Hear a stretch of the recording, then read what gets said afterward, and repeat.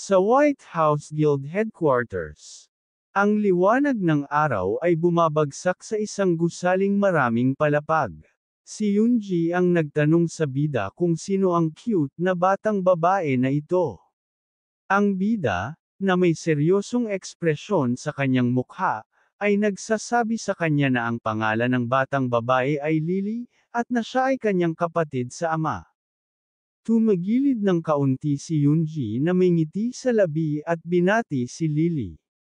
Sinabi ng bida na nakatira siya sa ibang bansa, kaya mahina siyang magsalita ng Korean. Idinagdag niya na kailangan niyang dalhin siya kahit saan ng ilang sandali dahil sa mga hindi inaasahang pangyayari.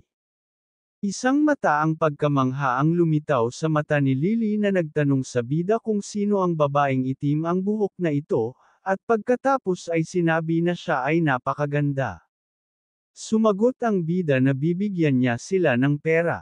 Iniisip ni Lily na ang maraming pera ay katulad ng maraming manok, na nagreresulta sa kanyang ekspresyon sa mukha na nagpapahayag ng paghanga.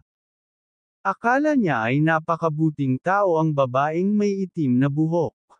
Tinuwid ni Yoonji ang kanyang sinabi sa bida na hindi niya kailangang mag-alala, dahil ang kanilang guild ay hindi nakikialam sa mga personal na buhay ng mga miyembro nito. Ang bida ay sumagot na ito ay maganda. Isang lalaking may bigot at balbas ang gumawa ng masayang ekspresyon sa kanyang mukha at binati ang bida, at pagkatapos ay nagpakilala. Na si Baek Chang-soo, nakipagkamay siya sa bida at sinabihan siyang bibisitahin muna nila siya, ngunit nakaharang ang mga bagay, at pagkatapos ay sinabing umaasa siya sa kanyang pag-unawa. Sumagot ang bida na maayos ang lahat. Isa sa alang-alang niya na pumunta siya dito sa isang ekskursyon. Ang pinuno ng guild ay nakatayo sa tabi ng bida, at sinabing sinabihan siya na nagdagdag siya ng bagong kondisyon para doblehin ang halagang tinukoy sa kontrata kung pumasa siya sa pagsusulit. Tinanong niya ito kung nangangahulugan ito na sumasang-ayon siya na gawin ito. Nagsimulang maglabas ng gintong aura si Chang-soo. At nagsabi sa pangunahing tauhan at tinanong siya kung talagang nagkakahalaga siya ng napakaraming pera. Nag-alala ang bida at naisip na sigurado siyang hindi alam ng pinuno ng guild ang alinman sa martial arts o magic, at nagawa pa rin niyang lumikha ng napakalaking enerhiya salamat sa kanyang mana. Idinagdag niya na ang isang halimaw ay isang halimaw sa anumang kaso, at kung isa pang superhuman ang nasa kanyang lugar, hindi siya magsasalita. Ang bida ay nagsimulang mabalot ng asul na enerhiya, at naisip niya na, gayunpaman, sa pagkakataong ito ay hindi na siya matatakot sa mga ganoong bagay. Tumingin si Lily sa bida na may pag-aalala sa kanyang mukha, at sinabi niya sa pinuno ng guild na naiintindihan niya ang lahat. Sinabi niya kay Chang-soo na may seryosong ekspresyon na patunayan niyang mahalaga sa kanya. Ang pinuno ng guild ay nagmulat ng kanyang mga mata pagkatapos ng mga salita ng bida. Bumaling siya kay Yoonji at hiniling sa kanya na muling isulat ang kontrata. May gusto siyang sabihin tungkol sa mga nakaraang kondisyon, ngunit naantala siya. Sinabi ng pinuno ng guild na may seryosong ekspresyon sa kanyang mukha na triplehin nila ang halagang orihinal na itinalaga, at magdaragdag din ng kondisyon na tatanggap siya ng 20 billion won kung siya ay pumasa sa pagsusulit at pipirma sa kontrata. Ang bida, na may mapangasar na ekspresyon sa kanyang mukha, ay inisip na sa una ay inalok siya ng 2 billion, kaya ang triple na halaga ay 6 billion at pagkatapos ay nagtanong kung talagang gusto niyang bigyan siya ng 20 billion dollars, kung makapasa siya sa pagsusulit. Tinawag niyang mainitan ng ulo ang pinuno ng guild, at pagkatapos ay idinagdag na handa na siyang simulan ang pagsusulit ngayon. Pagkatapos lumipat ang eksena sa White House Basement Training Center, ang bida ay nakatayo sa tapat ng isang lalaking may blonde na buhok. Ipinaalam ni Yoonji sa bida na ang pagsubok ay maituturing na lampas na kung matalo niya ang tatlong miyembro ng kanilang guild. Idinagdag niya na dahil hindi ito totoong away, dapat nilang subukang huwag saktan ang isa't isa.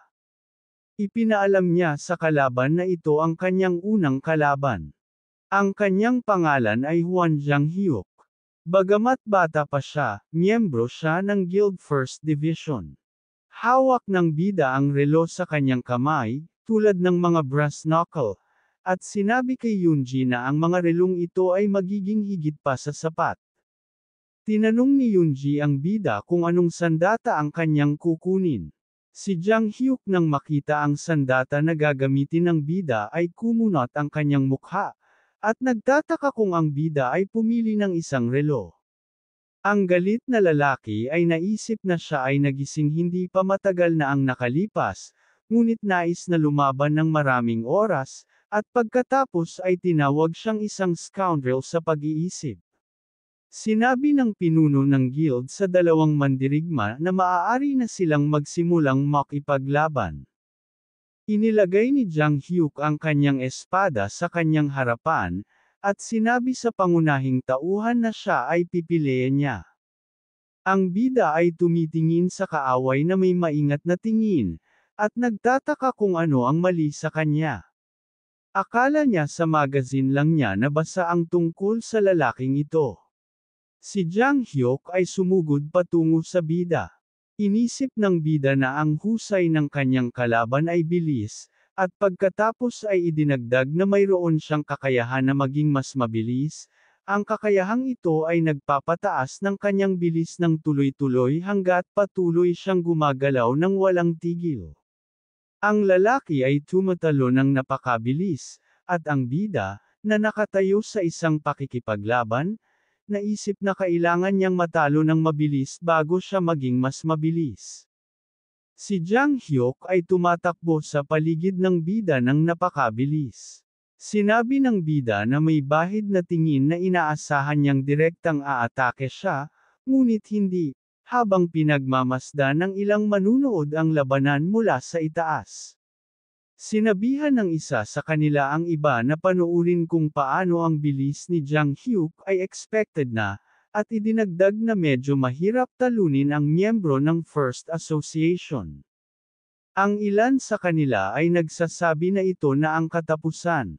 Sabi ng ibang manunood at least matapang ang young friend meron siyang magandang esper ito. Pinapanood ni na Changsu at Yoonji ang labanan na may mga ekspresyong kinakabahan sa kanilang mga mukha. Ang blonde na lalaki ay nagsabi sa bida na siya ay tatapos sa kanya. Iniindayog niya ang bida mula sa likuran. Pinagmamasdan ng bida ang kalaban na may maingat na mukha. Naisip niya na ang nagpabies sa kanyang pagbabantay ay ang pinakamadaling talunin, at pagkatapos ay sinuntok niya mukha si Jang Hyuk. Seryosong ekspresyon ang tinitignan niya sa nahuhulog na kalaban, at naisip na hindi niya ito dapat atakihin, dahil ang bilis din ito ay gumagana laban sa kanya. Ikinuyom ni Joyful Lily ang kanyang kamay sa isang kamao, at sumisigaw na ito ay isang tagumpay. Napatikim sa bibig si Yoonji sa bigla ng pangyayari, at naisip na pinamamahalaan ito ng bida sa isang suntok.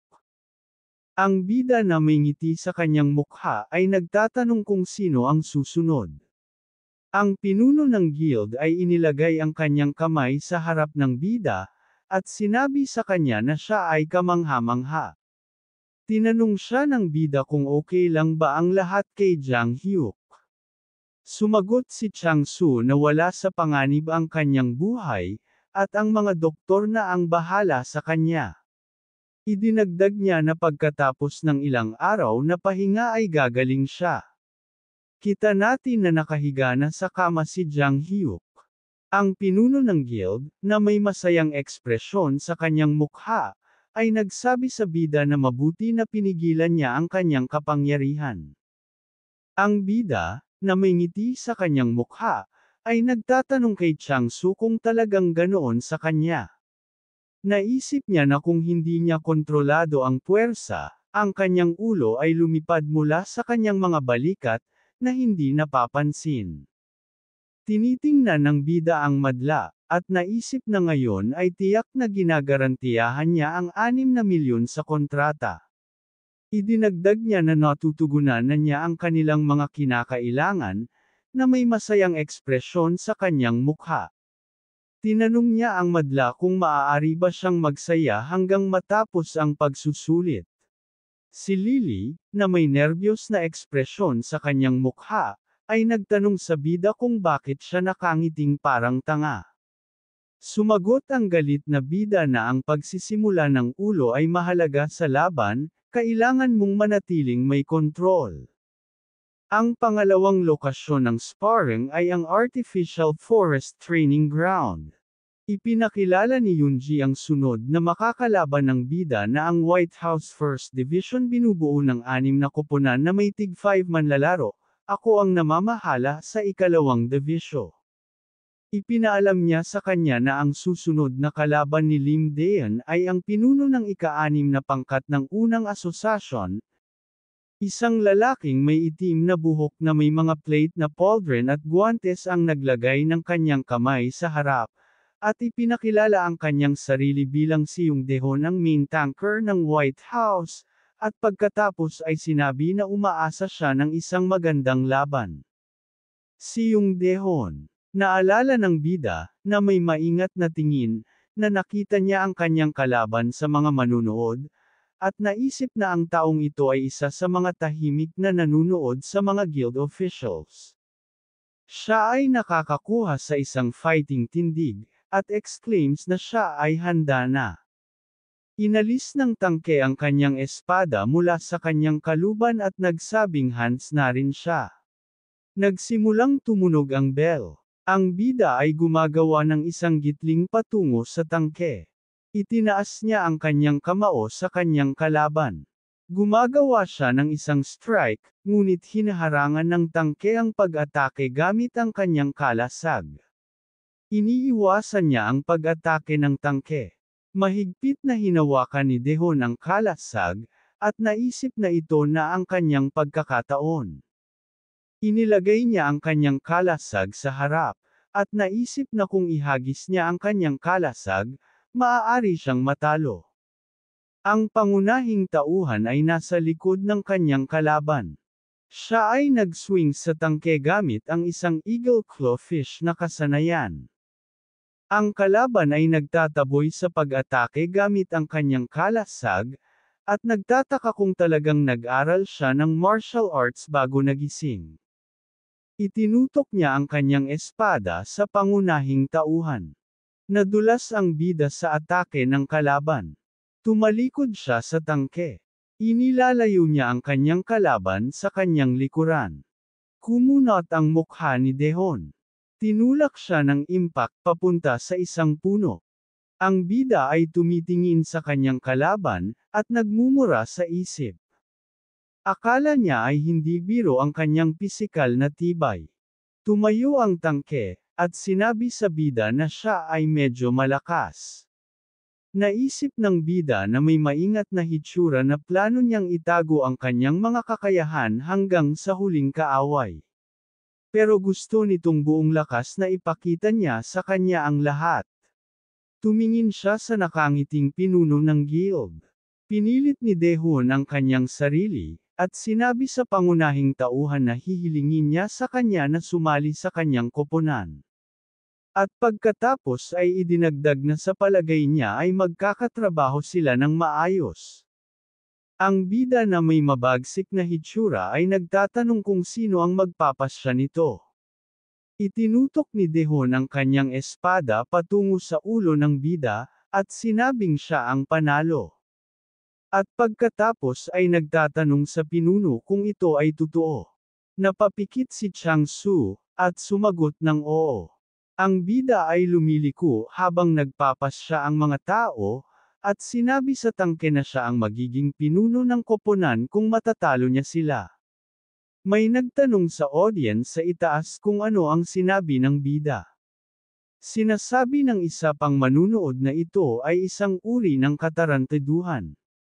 Sabi ng isa pang manunood, ito ay sobrang sugal. Tumingin ang bida sa audience. Ipinaalam niya sa pinuno ng guild na gagawa siya ng sarili niyang team at magre-recruit ng mga tao doon. At pagkatapos ay sinabi na isasagawa nila ang mga gawain ng nakapag-iisa. Naisip niya na noong una ay gusto niyang unti-unting humantong sa ito pagkatapos ipakita ang kanyang mga kakayahan. Ngunit bakit maghintay kung matatalo na niya ang dating team leader? Sumang-ayon ang pinuno ng guild sa bida, sa kanyang seryosong hitsura, sinabi niya sa pangunahing tauhan na kung siya ay matalo, gayunpaman, magkakaroon siya ng bonus sa pagpirma at doble ang tagal ng kontrata. Ang bida na walang pagdadalawang isip ay agad na sumasang-ayon sa mga kondisyon ng pinuno ng guild. Inilagay ng tangke ang kanyang kamay sa kanyang sinturon, at tinanong kay Lim Dein kung sigurado ba siyang matatalo niya siya.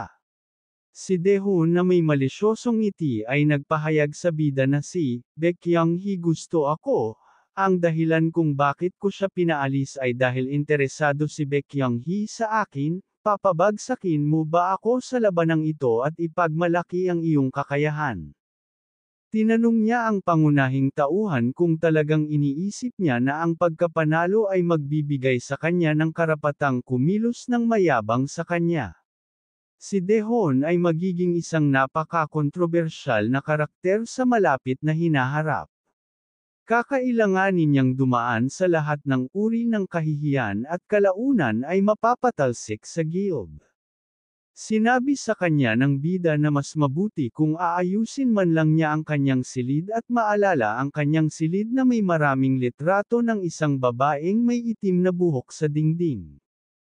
Tinanong ni Dehon ang bida kung ano ang sinabi niya. Tinawag ng bida si Dehon na isang pervert, at siya ay nagalit at sinigawan ang bida upang isara ang kanyang bibig. Si Changsu at Yoonji, at si Lily ay nanunood at nagtataka sa kung ano ang nangyayari sa pagkagalit ni Dehon. Ang mga kulay kahel na daloy ng enerhiya ay nagmumula kay Dehon, at sinigawan niya ang bida na ipapakita niya kung saan ang kanyang magiging komandante. Naisip ng bida na ito ang barbaric mode, na ina-activate kapag nawala ang kanyang init. Idinagdag niya na pinapataas nito ang kanyang mana at pisikal na pagganap. Si Dehon ay biglang nagsimulang tumakbo patungo sa bida. Ang asul na enerhiya ay umiikot sa kamay ng bida dahil sa kanyang paggamit ng Deep Sea Technique. Sigaw ni Dehon sa bida na may banta sa mukha. Ibinalik ng bida ang kanyang kamay at ginamit ang kanyang kidlat na kamaunaang hand strike punishment, at pinayuhan ang kanyang kalaban na harangan ito gamit ang kanyang kalasag. Sa kanyang malakas na suntok, binasag niya ang kalasag ni Dehon sa dalawang bahagi. Sa sobrang lakas ng pag-atake ng bida, tumagos pa ito sa mga panuno na pagkabali nito. Ang Guildmaster at Yoonji ay nanunood ng labanan na may pagkagulat sa kanilang mga mukha. Napasabi nila na, tinalo talaga ng bagong dating si Dehon. Ang natalo na tank ay nakahiga na walang malay sa ilalim ng isang puno. Ang bida ay nakaupo sa lupa at sinabi na ang kanyang katawan ay masakit, at pagkatapos ay nagdadalamati kung gaano kahirap kumita ng pera. Tinitigan niya ang nanginginig niyang kamay at naisip niyang mahina pa rin ang katawan niya, at hindi siya makapaniwalang nawalan siya ng lakas pagkatapos ng isang hampas lang ng kanyang kidlat. Sa kanyang mga mata nakapikit, siya ay nakaupo sa butterfly pose at nababalot ng mga daloy ng asul na enerhiya. Naisip niya na kailangan niyang bumawi sa pamamaraan ng pag-iisip, at ang kanyang lakas ay magiging kapaki-pakinabang sa susunod. Binuksan niya ang kanyang mga mata. At nakita niya si Yoonji na binabati ang bida na may ngiti sa kanyang mukha, na tinatawag siyang leader of the 7th team. Ang pangunahing tauhan na may nalulugod na ekspresyon sa kanyang mukha ay nagsasabi na ito ay masarap pakinggan. Tumayo siya mula sa kanyang inuupuan at naisip na ayon sa kontrata, Ang pagkatalo sa second test ay nagdaragdag ng 10 bilyon sa kanya, ngayon ay nasecured ko na ang 10 bilyon, kaya ngayon ay maaari niyang tunguhin ang 20 bilyon. Tinanong niya si Yoonji na ang huling kalaban, si Lily, na may pag-aalala sa kanyang mukha, nagtatanong kung lalaban ulit ang bida. Inayos ng guild leader ang kanyang shirt at sinabi sa bida na hindi niya akalain na matatalo niya si team leader Dehon, hindi niya yun inaasahan. Sinuntok niya ang kanyang kamay sa isang kamao at sinabi na wala siyang pagpipilian. Siya mismo ang makakalaban sa huling labanan.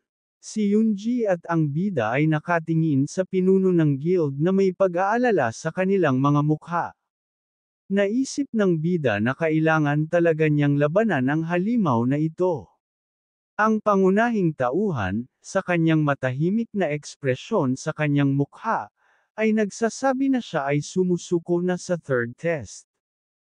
Tinanong ng nagulat na pinuno ng guild ang bida kung bakit niya ito ginawa. Ipinatong niya ang kanyang kamay sa balikat ng bida at sinabing bibigyan niya siya ng 20 bilyon para sa 5 minutong labanan, at pagkatapos ay nag-aalok ng 3 bilyon sa bawat 3 minuto. Ang bida, na may hindi nasisiyahang ekspresyon sa kanyang mukha, ay nagsabi na hindi na siya makakalaban. Yoonji na may madilim na ngiti ay nagsabi na oras na para sa wakas ay pumirma sa kontrata. Si Chang-su at ang bida ay tumingin sa kanya na may mga ekspresyong kinakabahan.